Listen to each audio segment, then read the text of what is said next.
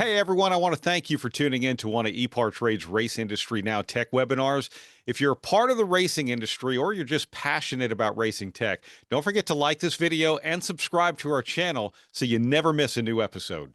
Good morning, good afternoon, and welcome to this weekend's Race Industry Now webinar. My name is Brad Gillie. Francis Savidian is with us. He is actually in France right now with a little bit of a technical difficulty, but he is joining us here today, which we're very thrilled about. But we want to welcome to another great Race Industry Now, presented by ARP, Performance Plus Global Logistics, Fifth Third Bank, Peak, Ferrea Racing Components, Crowler, and C-Tech. And Judy Keene, of course, here with us on the west coast of the United States. I'm about to head to the east coast here in about an hour. Judy, how you doing?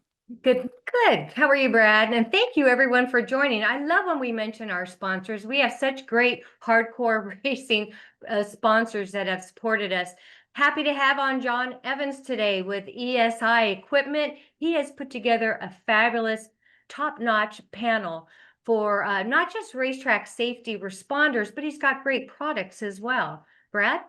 Yeah, he does. And thank you very much, Judy. We'll talk to you here in just a little bit. In fact, John and I were talking yesterday, and I'm about to see him in Atlanta at Echo Park Speedway this weekend. But a lot of what we're talking about, applies to every form of racing, whether it's racers, safety personnel, racetracks themselves, race car builders, just literally anyone within the industry. We're going to cover something that is important to you here today, which is really, really awesome.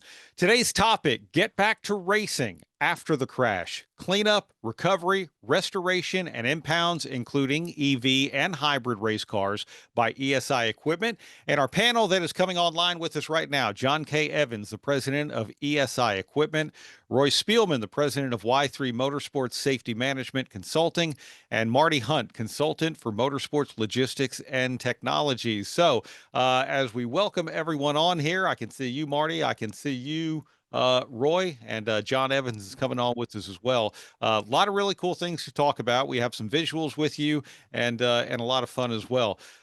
John, let me start with you. First of all, just kind of give us a quick overview. As we were saying, we're going to cover so many different things here in this week's webinar.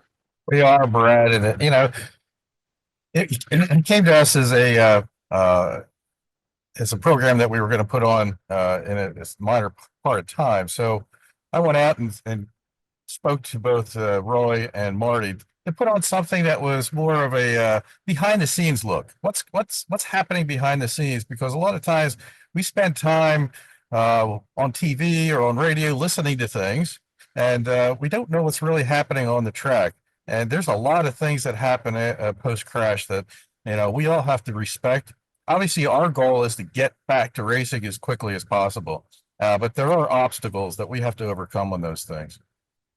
Yeah, there are for sure. Roy, let me just ask you and just kind of get a little bit of your background. President of Y3 Motorsports Safety Management and Consulting. Tell us a little bit about you, if you will. Yeah, I've been involved in racing now quite a long time, so I guess it just makes me a little bit old.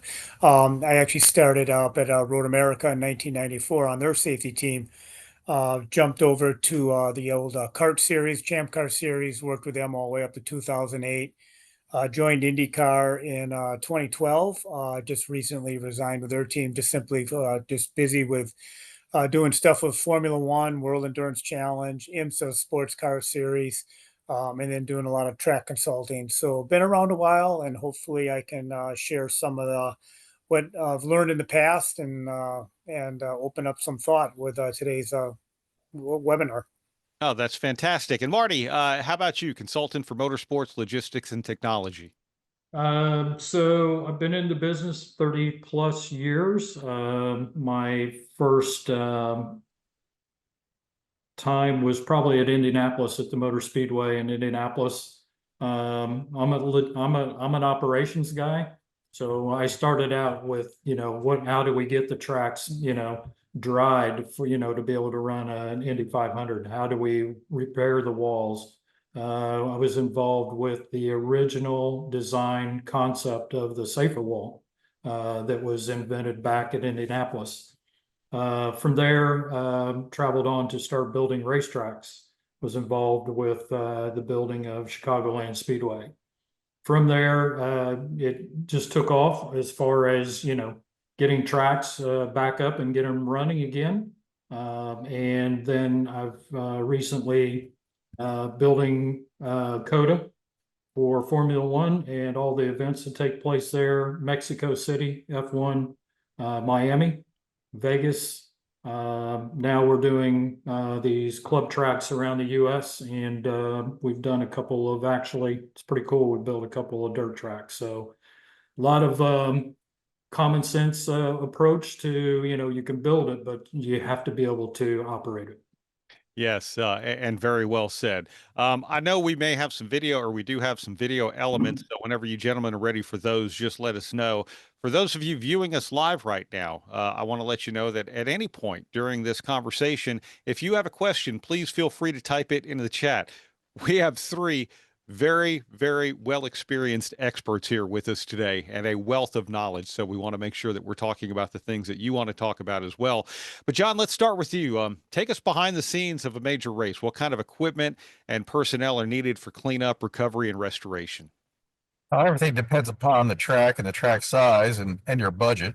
But you're going to need, obviously, response vehicles to go out and do emergency work, such as fire, rescue, things of that nature. After that, it becomes, okay, how are we going to get this back? And we're going to have some type of recovery vehicles, a tow truck, a flatbed, something to take the vehicle off of the track if that needs to happen that way.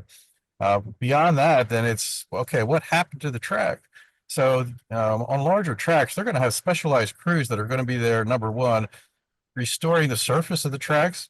There's going to be crews that are going to be looking at the walls. There's going to be crews that are going to be able, as Marty had just mentioned, the safer barrier. There's actually crews that are specialized in just doing safer wall repair. So those are the types of things that are happening behind the scenes that I'll tell you, when you're back here, it gets filled with the number of specialities that are at a racetrack, just to make sure that we can keep races moving. Mm-hmm. Yeah, a lot of times we see a crash happens, and look, the first thing we look at, it's about driver recovery. We want to see the window net go down, and then we see the safety response teams getting there. We see firefighters jumping out of the truck, with the fire extinguishers and EMS and paramedics, and then the track safety crew and cleanup. But the race is still moving at that point. I know we might be under caution, but a lot of times things are still happening. So after a crash, what decisions have to be made, and what information needs to be given? I'm gonna let Roy take that on, because he does that daily, going out to the scene. So Roy, if you want to talk about that, that'd be great.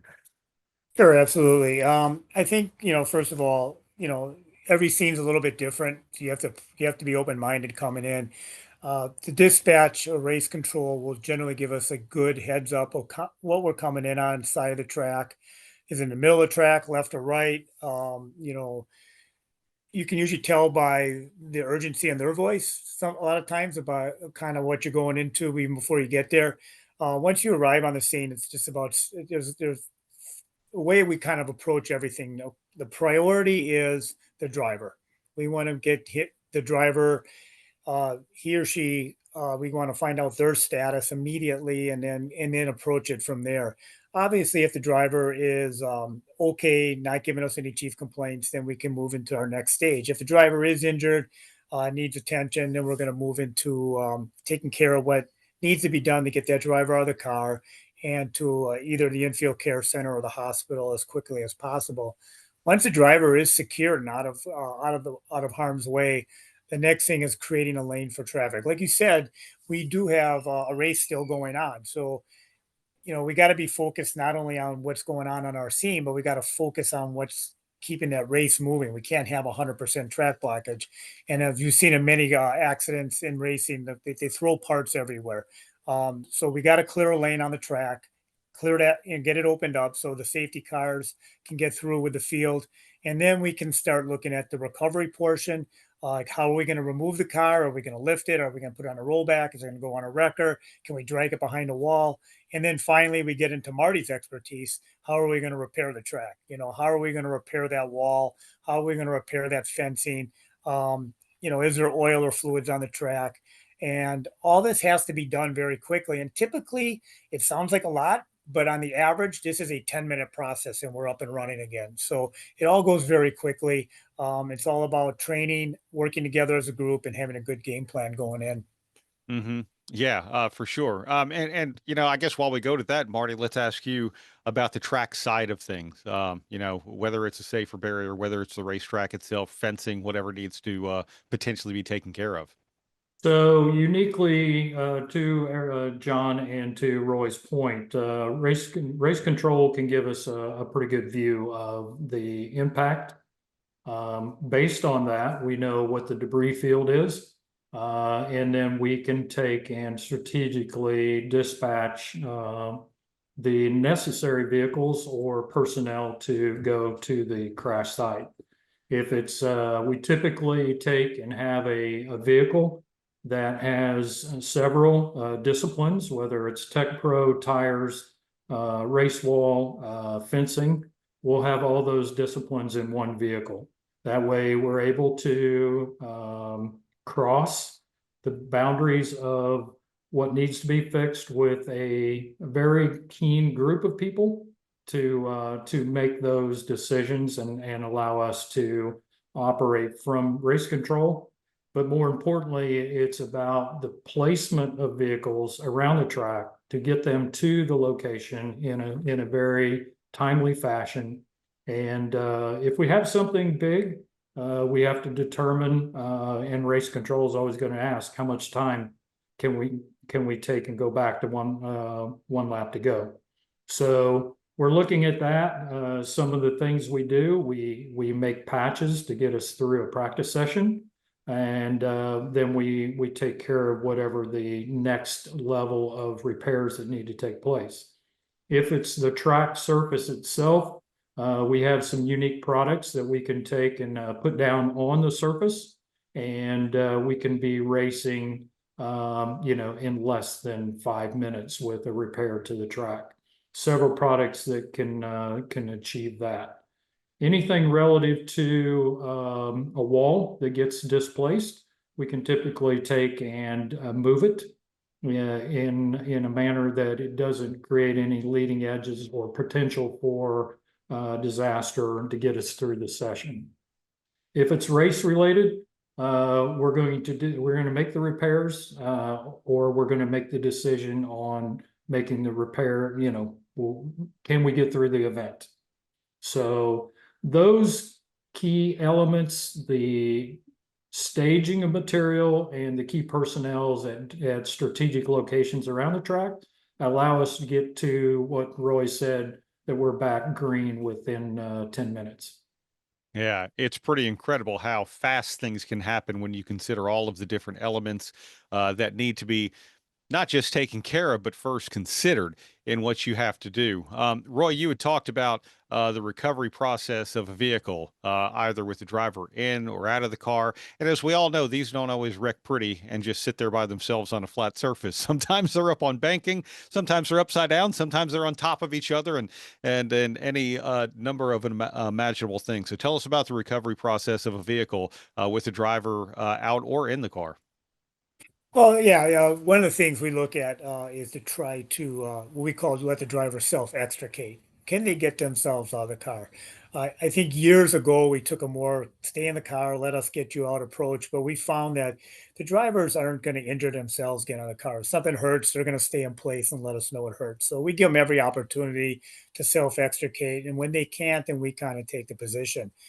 Where it gets a little, then in the upright cars, it's very simple. It's whether you're opening a door or taking them out through the top in an open wheel car, it's pretty straightforward. So when we get to a little bit more tied into the what about the upside down car? And I know we have a video of that from VIR a few years ago of a rollover that we did a recovery on. I don't know if we can show that video here, but this is a good example of this is during an IMSA event. And this is during a race. The track is hot. This car hit the barrier, flipped over. Not too hard, pretty good hit, but not a hard rollover. So you can see the doctor and the paramedic checking on the driver. What we try to do is leave the driver in the car unless they would have life-threatening injuries. The safest place for them is buckled up. They don't like hanging upside down. So we want to make this operation as quick as possible. One of the things that you see is on the ground there on the right with the green hose is a rollover bag that John Evans and his company with ESI supplied us with. And also the straps that come with it are part of what John sets us up with. And we hooked those straps up to the race car and then to the wrecker. In this particular case, the wrecker driver did an outstanding job. You can see everybody moves with a purpose. You know, again, it's something we obviously train on a lot in this industry. The bag gets blown up with a simple leaf blower. We call it a cheese wedge because that's kind of what it looks like when it's blown up. And then we start to rotate the car over with the driver still strapped in. Obviously, we're communicating with that driver, letting them know everything's okay. We got them. We're going to give them a nice gentle ride. Want to keep that driver down low on the ground. We don't want them up in the air on the high side. We want to keep them as close to the ground as possible. That's least movement for them. We attach that bag to the bottom of the car. You see it sliding with the car as the car settles into position. There's good direction to from the team that's recovering the car to the rollback, to the wrecker driver. And as the car starts to rotate over here in a second, and you'll see it'll land on that bag. Give it a nice soft ride. The gentleman with the green hose opens the valve on the end of the hose. Car sits down nice and gentle.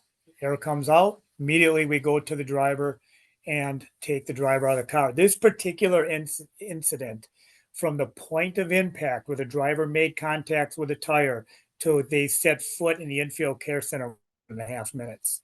So everything moved very well. And that's one way of recovering a car in an upside down position. Now, that was that in that case, IndyCar, other open wheel state cars are so light they can do it by hand.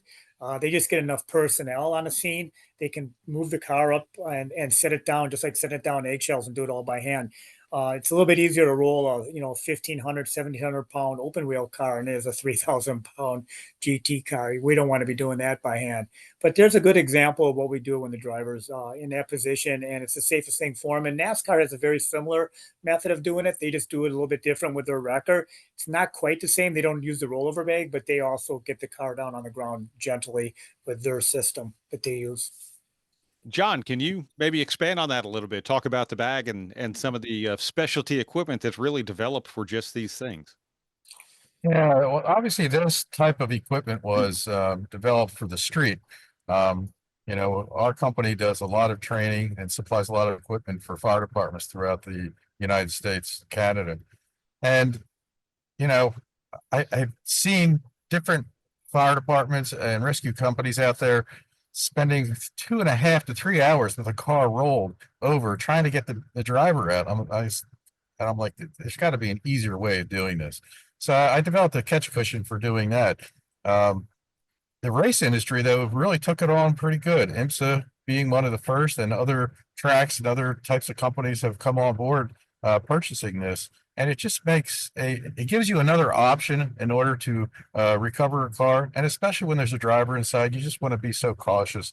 And that's what it's all about. The driver's cocooned in his seat with all the strapping and everything that he has, the Haas device, helmets, everything else. So he's literally just strapped inside the vehicle itself. So rolling the car over nice and gently was just part of the overall plan.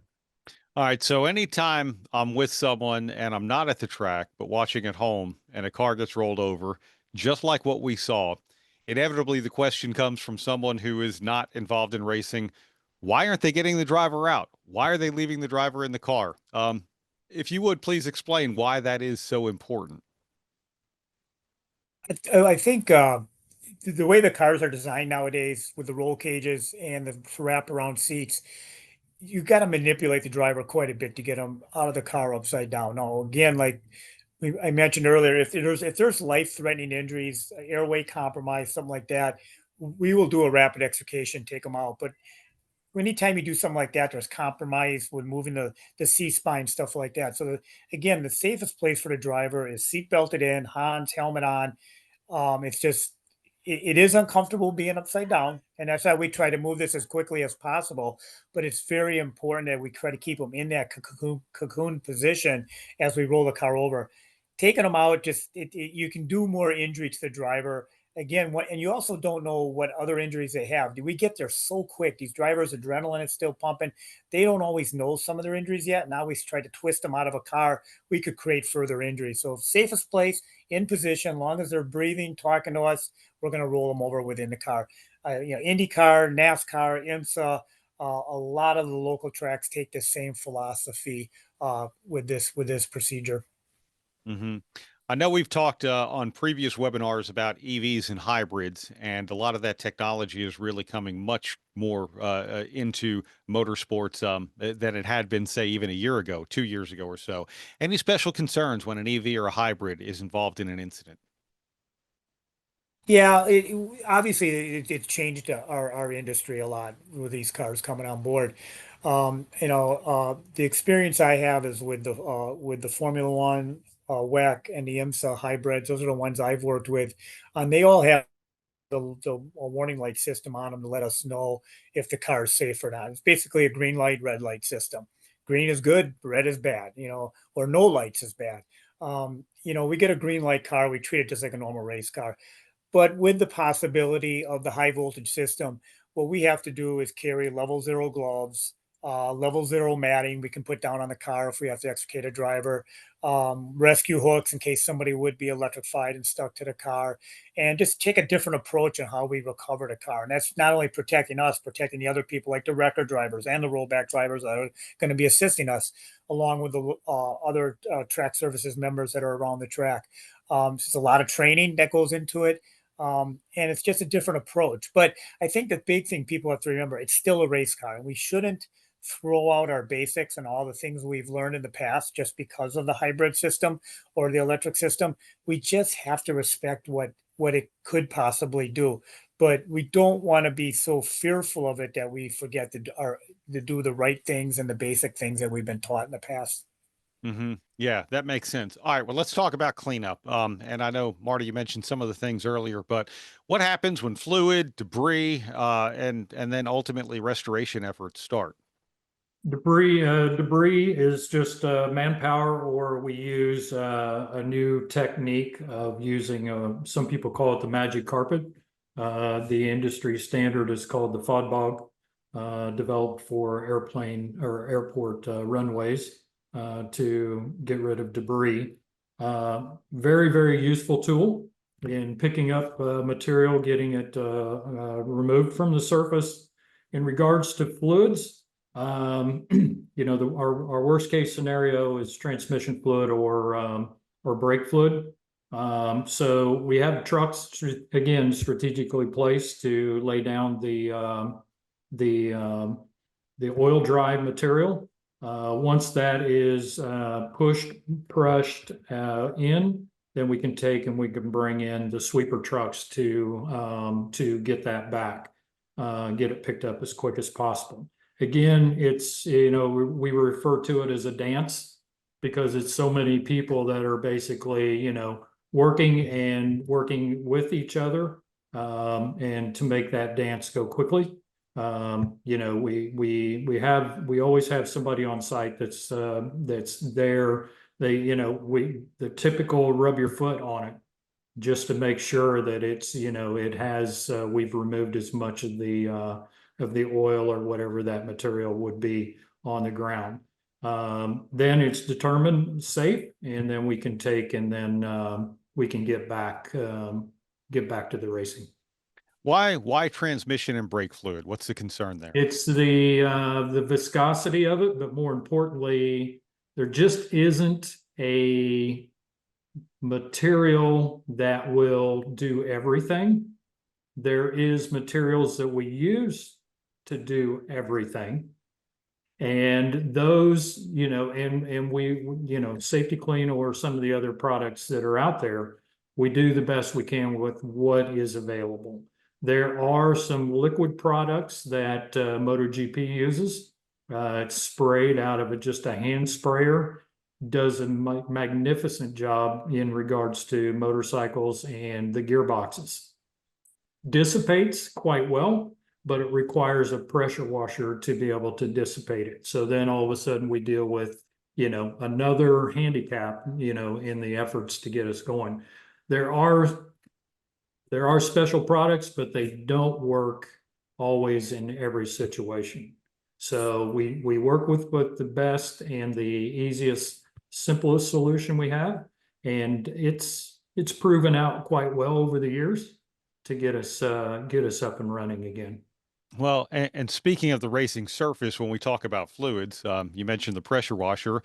Oftentimes we see what happens before we go back to green. What a lot of people don't see is what happens after the race is over and maybe overnight before the next race starts, as far as finishing that cleanup. Is that a fair way to put it, Marty? That's a fair way to put it. As soon as we finish with track activity, because the longer some of these materials are on the track, they will actually start eating away at the bitumen, the black gold, as we call it, that holds those aggregates together. And the longer that's sitting there, the more of a problem that we have. So we will take a simple product that everybody has in their home, or most people do, Tide powder, that's used to wash our clothes. We'll put that on that surface. We'll brush it in, and then we're basically power washing that off. And in some cases, depending on how much, and it could take a couple applications to get that thing, but we have a proper racetrack surface before anyone goes home that night. Yeah, for sure. I do want to ask you another question too. You mentioned the oil absorbing material. So there's some of it that looks literally like just kitty litter in the clay, that consistently, or consistency. Another product that people might refer to is the sugar, which is a much more fine one. In what application could one be better or worse? Neither one is better or worse. It's if that's the product you have, that's what we have to work with. We don't, because we have a certain race series that we have a specific product. The heavier stuff, as we refer to as the kitty litter, one of the advantages of that is it doesn't become airborne easily. If we get to the product of sugar, we want to be careful in doing that, because we don't want that material to get airborne, potentially get up into the stands. So we have to be careful on where we put products down to make sure that we don't cause any discomfort to the fans that are actually watching that. Okay. A couple of comments from the chat that I just want to put out there.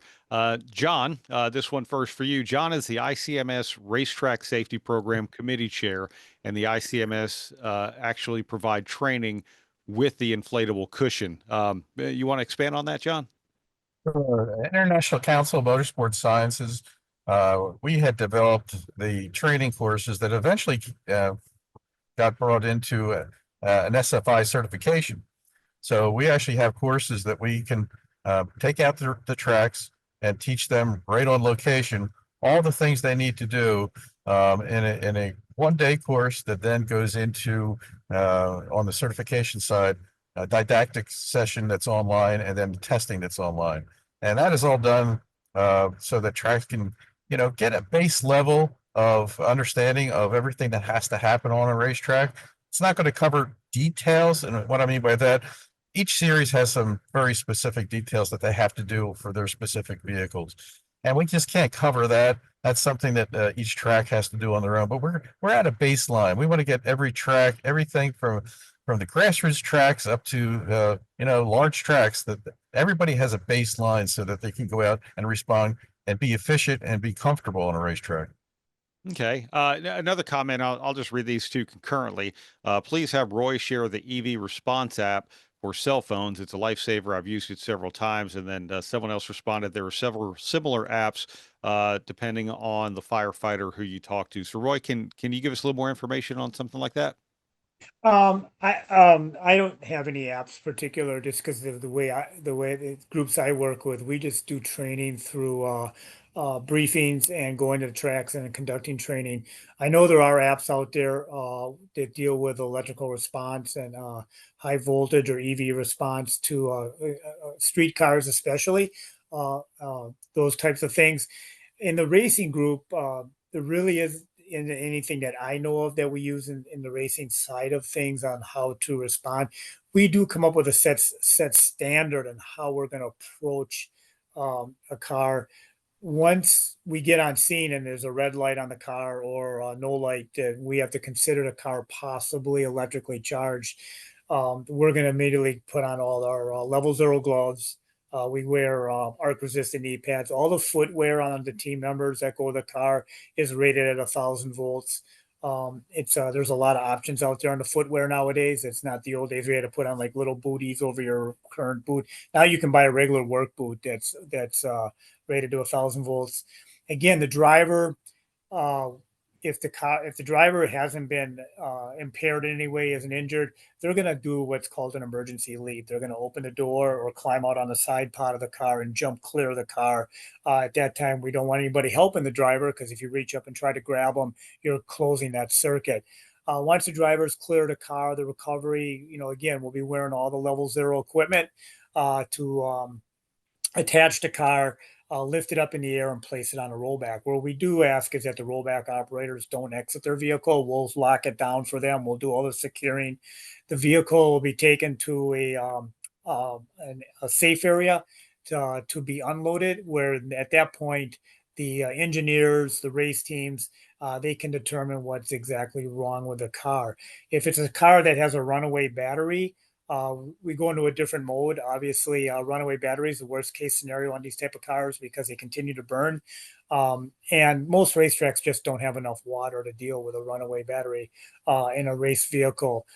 Thankfully, it's a very rare event. I've never been involved with a runaway, knock on wood. We're going to hopefully keep it that way.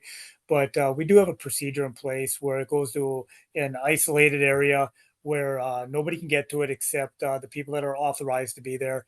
And at that point, more firefighting resources will be called in to deal with it. The hard part is getting it off the track. Obviously, we don't want to burn up Marty's racetrack. We don't want to leave electrical vehicles sitting on a racetrack where it burns down and gives him a lot of headache and a lot more work to do. We're going to get that car recovered as quickly as possible, get that isolation area where if the car does burn, it's going to not affect any spectators, bystanders, and we can deal with that with more resources. What a perfect way to segue then into the racetrack itself. So what does a track or circuit need to consider when there is track surface damage? Depends on the type of damage. In my years of experience, we typically have not experienced a major track failure, so to speak, during a race. We'll get the typical wear and tear on the street circuits because the type of asphalt or the concrete that's on a surface in a municipality has not been designed for the lateral side loads that the cars generate. So we'll get some what we call tearing of the aggregates, or we'll get the problem at typically a joint, where they've made a saw cut or where there's an expansion joint. Those particular places we'll just take and typically we use an epoxy type concrete material to take care of any concrete surface, and it'll get us through the day until we can take and make the more appropriate repairs.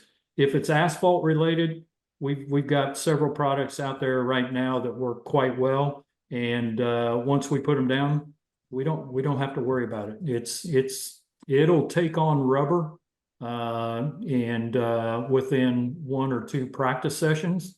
And we had a situation in Nashville the first year where we had some unraveling, and we put the product on, got through the event, went back the next year, and the product was still there, and we never had a problem a year later. So good products. The municipalities create challenges, especially let's take this coming next weekend in Chicago for the NASCAR event. That's a difficult challenge because of just the climate of the Chicago, the streets, and the multi surfaces that the cars run across. So we stay quite busy in monitoring all of the different cracks, all the different expansion joints and everything like that. So it's keeps you on your toes. Yeah, there's a lot more than I think a lot of us typically see. Well, let's talk about wall damage. When that happens, what are the different procedures to restore to race-ready condition? And that's concrete, Armco, safer barriers, Tech Pro tires, etc. I mean, there are a lot of different things that cars can run into. So we'll take the easy one first, the safer wall. It's designed in a way to dissipate energy, and it has certain safety features in place that it will compress, and then it goes back to its original position. Very few cases do we have it to where it is stuck, in one position or not.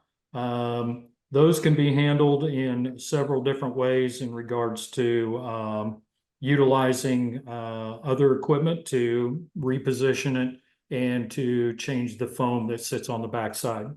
Tech Pro is similar to tires, only just the new technology. Typically, that requires just a bunch of guys that we were able to hook onto the end of it, and we give it a little pull to take some of the tension off of it, and basically put guys behind it, and we just shove it back with our legs and our back, and we can get that sorted there. Tires are tires. That's just a repositioning of that. And, those, as long as we don't have any damage to the conveyor belt on the front side, it can go back quite easily. Wall repair is a little more challenging because we've actually moved a 4-ton concrete barrier. Okay, so we've developed, some strapping systems that we're able to take a couple machines. We had last year in the Formula One event, Williams' car had a 50G hit right out of turn 17, moved the wall approximately 20 some inches. And we were sitting on top of the communication cables for basically all the fiber ring. So the uniqueness of trying to move barriers without basically cutting out all of the television and the broadcast, those are the things that are quite unique we run into. We were able to take a total of 2 machines. We were able to strategically lift the barriers to pull the cables out, and then we were able to reposition them enough that it was acceptable to the F1 race director that we finish. And then at the end of the night, we moved 15 blocks to get everything put back in its original condition. From a fencing standpoint, most of the racetracks, street circuits and different things like that have a panelized fence system. It's created by Gillie, certified by the FIA, and those can be removed and replaced in a matter of, maybe 7 minutes. So those types of things, when we get into the Armco, that just requires a little hook, unique little hook thing that we put on a machine, and basically we can just pull it back up, and then we take and we'll prop it up.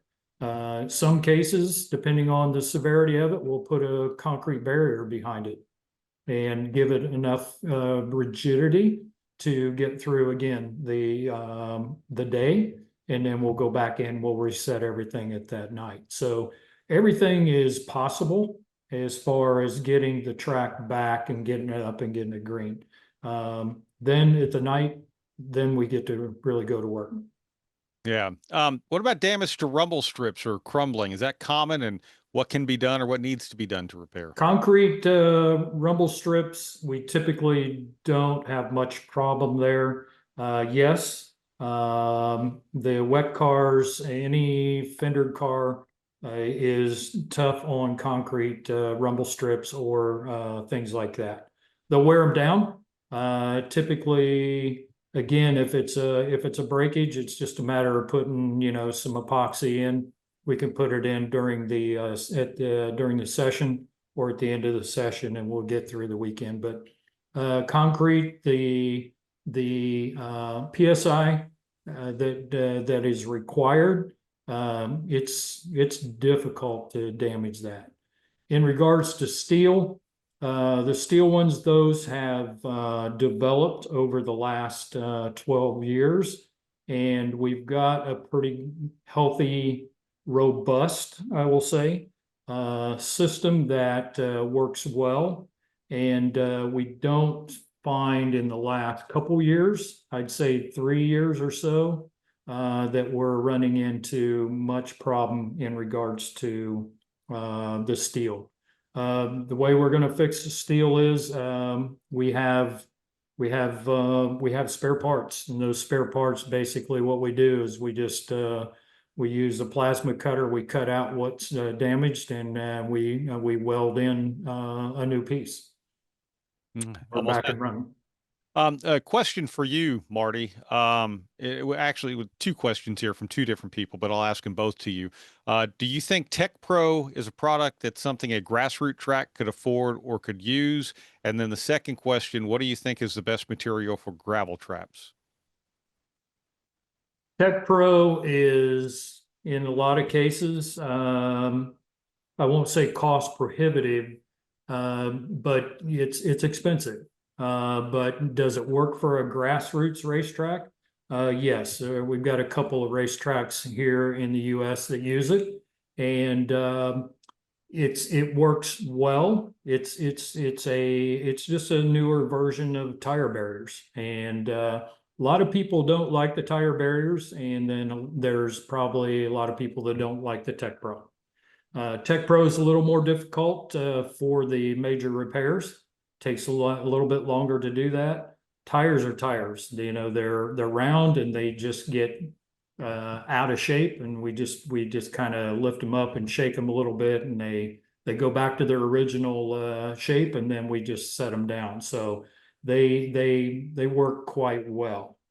In regards to gravel traps, there's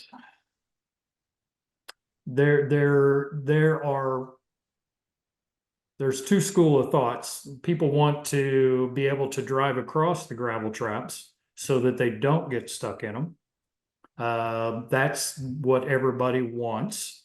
And then on the other hand, if you get a car that gets out of control and it can skip across that gravel because it's not fluffed, to get it to grab and dissipate the speed of the velocity of the vehicle, then it's going to hit a wall. It's going to hit something. And we've run into that quite a few times lately, where we've had cars that skipped right across. There was a car that at Coda earlier this year, basically got sideways in the gravel that was prepared properly and fluffed, and it caused the car to flip and basically ended up it bounced and actually cleared the fence. Wow. And ended up on the other side of the fence, not in a spectator event, but it's there's always that perfect storm of that thing that's going to happen. And we can put every measure. We can put fences that are 20 feet high. We can put fences that are whatever height they can be, and there'll always be that one little incident that'll happen that will challenge our thoughts and our processes on safety and what's out there and what's available. Another question came in. Thumper from Club Motorsports in New Hampshire, with the possible fire impingement to tire walls, and could that create a larger issue with track crews? I guess you have concerns with tire walls catching on fire. I've never experienced that, so I would like to have that conversation offline to understand that. But I've never experienced that in 30 some years. So if there is a venue out there that has had this, it would be an honor for me to learn something new. Yeah, I like that. John, let me cycle back to you. I know we covered a lot of things, and I know we talked about some of the EV protocols as well, which is again is just fascinating that like we're working with high voltage in race cars sometimes. But before we close, is there anything that maybe we didn't touch on, or anything that you want to kind of sum up here? One thing that I wanted to touch on was the vehicle removal itself. Um, we look at record trucks, we look at flatbed trucks.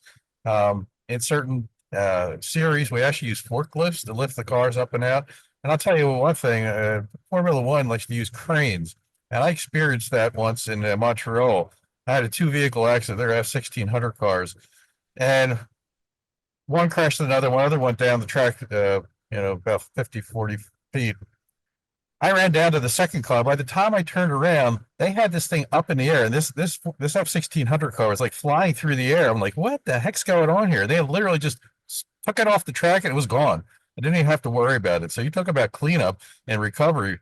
That's pretty amazing when they can actually just take the car and lift it right over people. It's just crazy, absolutely crazy. But one of the biggest things that I think really has helped us in recovering of vehicles is the tow bar, the spreader bar that's on trucks. The spreader bar that was invented by BA for NASCAR just has really revolutionized getting cars off the track so quickly because of the ability to just pick the car up from either the rear end or the front end and just get it off the track as quickly as possible. And I think that's one of the things. I know Roy has a little video on another thing that IMSA has come up with and through I guess the WEC portion of it. Go ahead, Roy. Yeah, we have a video of a recovery of this is it's a GTP car, or what WEC calls a hypercar.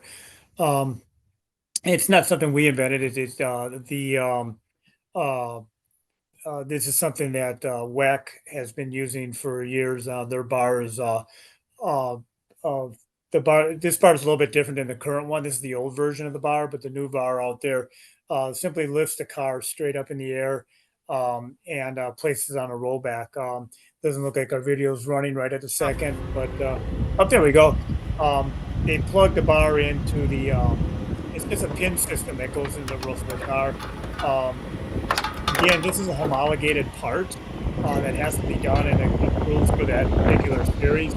All the hyper cars or GTP cars will have it. A lot of the GT3 cars have it in both WEC and the WeatherTech series.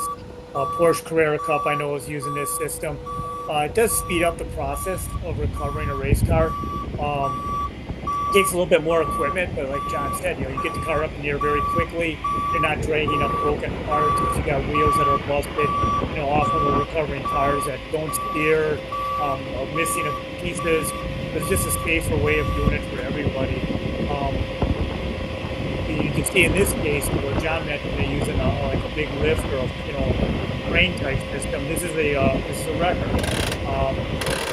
The key with the records is just making sure they have enough extension to be able to recover a race car, and that's the biggest challenge. But when John talked a little bit about recovery and the big cranes. The problem with the cranes is they move slowly. Then there's a positive; they can lift anything, but they're a little bit slower. Records are a lot quicker.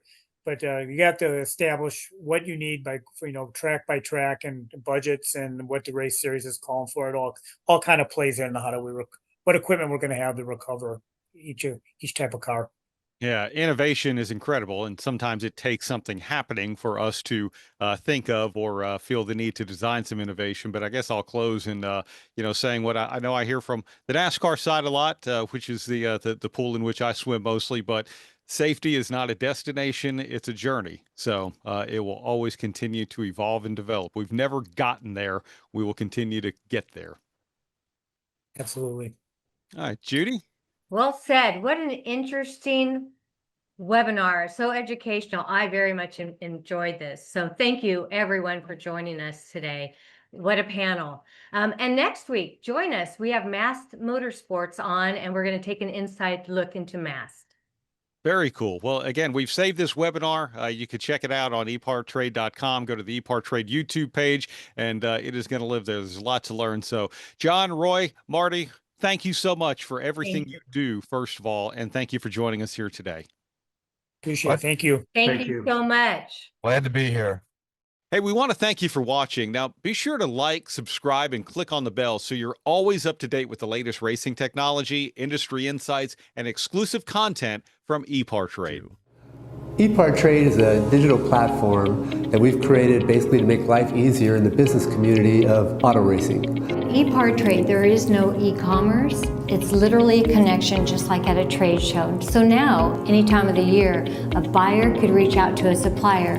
When you see a product that you're interested in, all you need to do is click on request more information, and then from there it is forwarded directly to the buyer or to the supplier. EPARTRADE really eliminates having to travel, closing down your shop. Now you have a place to showcase globally your racing product and technology. Land speed record holder George Poteet's Speed Demon rocketed 481 miles per hour at the Bonneville Salt Flats. You don't go that fast without ARP fasteners. There is no way that we could go the speed that we've gone, the number of times we've gone, with a lesser quality bolt than ARP supplies to us. And we absolutely wouldn't be where we were today if it weren't for ARP. When failure is not an option, it's ARP-bolts.com. We're Performance Plus Global Logistics. Our team of dedicated performance industry and logistics experts get valuable cars and components to the track on time in top condition. We provide expedited logistics solutions for the performance industry using direct routes instead of deferred options, and communicate all necessary information to the appropriate resources to meet regulations and ensure a smooth transit and secure delivery, both domestically and internationally. And we exceed customer expectations by providing best-in-class service with an efficient and cost-effective system in place. Contact us today to book your next shipment. You work as hard as your truck, and you have no time for downtime. That's why more truck owners trust Blue Def, America's #1 diesel exhaust fluid brand. Each batch is guaranteed pure, so you can avoid costly repairs caused by inferior DEF. Demand America's best for your truck. Blue Def and Blue Def Platinum. Put trust in your truck. With roots in the Midwest that date back well before the Model T, Fifth Third Bank has a long history of serving the needs of automotive companies. While much has changed over the years, our passion for helping businesses put cars on the road and on the track has not. Today, we are more committed than ever as a member of SEMA, a founding member of PRI, and a sponsor of multiple race teams across several racing series. Where can we take your business? Fifth Third Bank. Where will you find Ferrea racing components, circle track, drag racing, and any top race shop? In every form of motorsports competition, our valves and valve train components deliver race-proven design and technology. And we've brought that same performance to our street applications as well. We're backed by 5 decades of experience, an extensive range of off-the-shelf components, and our custom valve department has the fastest turnaround times in the industry. Ferrea Racing Components. Stand with us or race against us. When it comes to pushing the limits of performance, the pros know there's no room for compromise. At Crower Cams, we don't just engineer camshafts and valve train components, we redefine what power means. Since 1955, Crower Cams has been the name trusted by racers, engine builders, and gearheads around the globe. Whether you're building a street machine, a dragster, or a track car, Crower Cams provides the muscle you need to dominate. And with Crower, victory is within your reach. At SeaTech, we're on a mission to lead the storage industry through innovative custom-built solutions that meet every challenge head-on. Designed for versatility, whether in a commercial setting or at home, we create high-quality, durable products that stand the test of time. SeaTech, engineering and innovation.